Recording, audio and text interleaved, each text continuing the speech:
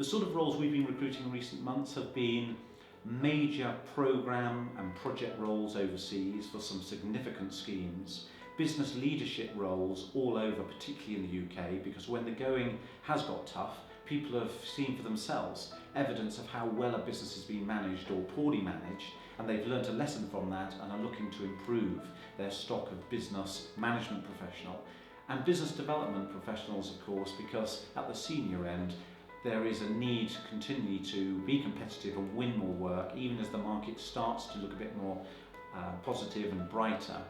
Those business development professionals are often worth their weight in gold for many organisations out there. There are a number of things that companies can do to hold on to their colleagues. I think first and foremost is to show a real interest in those employees and show that you have their needs at heart, and that you're continually thinking about how you can further their development for the benefit of them and the business. It's obviously a two-way thing, this, but to show that you have a personal development plan, or you're encouraging them to have a personal development plan, is a big step forward. But equally to consider things like succession planning, to have conversations regularly with those individuals about where their potential future lies in your organisation and the path that you're mapping out for those individuals is of fundamental importance. I think that we all fall into a trap of thinking that we know what the capability or maximum capacity of any particular individual is. Often we're surprised that individuals can produce far more and exceed our own expectations if we give them enough breadth, latitude, in terms of size of opportunity, responsibility, level of authority. It's never ceased to amaze me the enormous potential that lies within individuals.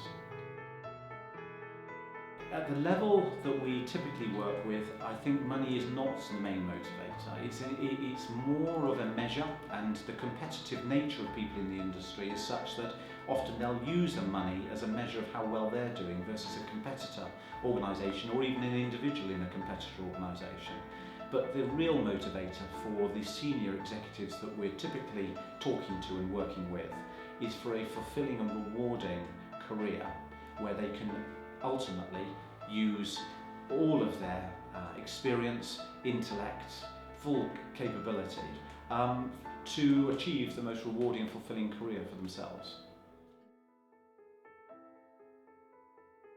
Definitely the market is moving again, and people are starting to, or organisations starting to take on more people or consider taking on more people. We need to remember that there are parts of this country that are still finding it very tough going, and there is no doubt that it's competitive. It's still a very competitive industry.